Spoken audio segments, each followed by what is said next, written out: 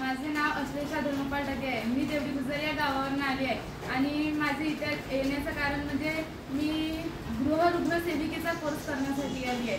तो हप्त्यातून 2 दिवसाचाच आहे, म्हणजे शनिवारी यायचं आणि रविवारी घरी परत जायचं।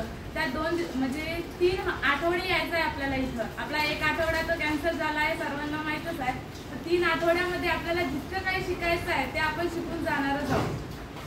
कालच्या पहिल्या सेशनमध्ये जेव्हा घरून निघलो असं वाटत होतं की काय शिकवणार, सर ते टीचर लोक शिकवेल तर त्यांची टीचिंग आपल्याला एका दिवसामध्ये कळेल का, नंतर मग पेपर होतील तर एवढं म्हणजे 3 वेळा गेल्यानंतरचं आपण एवढं पेपरमध्ये सोडवू शकून का।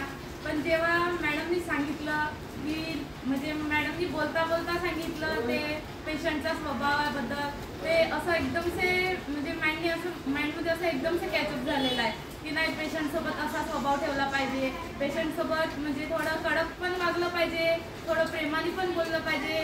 जर पेशंट ऐकत नसेल तर त्याच्याशी थोडं कडक आवाजानं बोलायचं आणि जर त्याला काही वाटत असेल तर त्याच्याने थोडं प्रेमाने बोलायचं। तसेच सिद्धार्थ सरांनी सांगितलं आहे की म्हणजे जरी जीवनबद्दल सांगितलं होतं, सरांनी शिकवलं तेव्हा असं वाटत होतं की सर शिकवतच नाही आहे, असं वाटत होतं की सर खेळच घेत आहे। कारण सर एक वाक्य सांगत होते आणि ते मनाला लावत होते आणि ते पलट उलटू विचारत होते, असं वाटायचं की तर गेमच खेळत आहोत। नंतर थोड्या वेळासाठी पायलताईने आपल्याला सांगितलं सर जायची वेळ आली तर, पायलताईने पण खूप सुंदर शिकवलं।